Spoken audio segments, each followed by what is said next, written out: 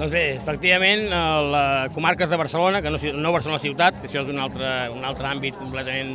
diferent, sí que és un espai que tradicionalment podria dir-se que en alguns llocs ha estat complexa per nosaltres. I això, evidentment, ho volem revertir, estem convençuts que ho revertirem. Una festa com la d'avui ens vol donar a entendre a tots nosaltres, a la gent del Partit Demòcrata, que som molts, que som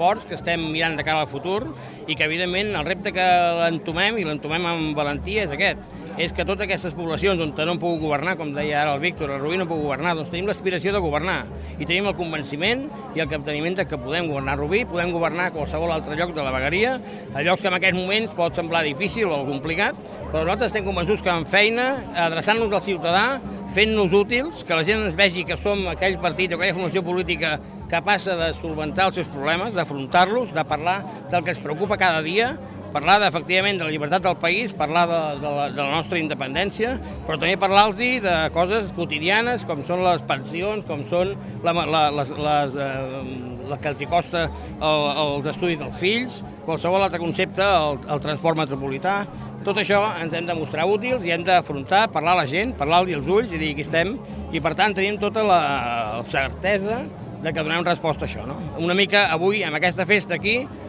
volem també donar a entendre això, a Rubí, a un lloc que no hem governat mai, i és un missatge també que volem enviar a tothom que estem aquí al servei de la gent.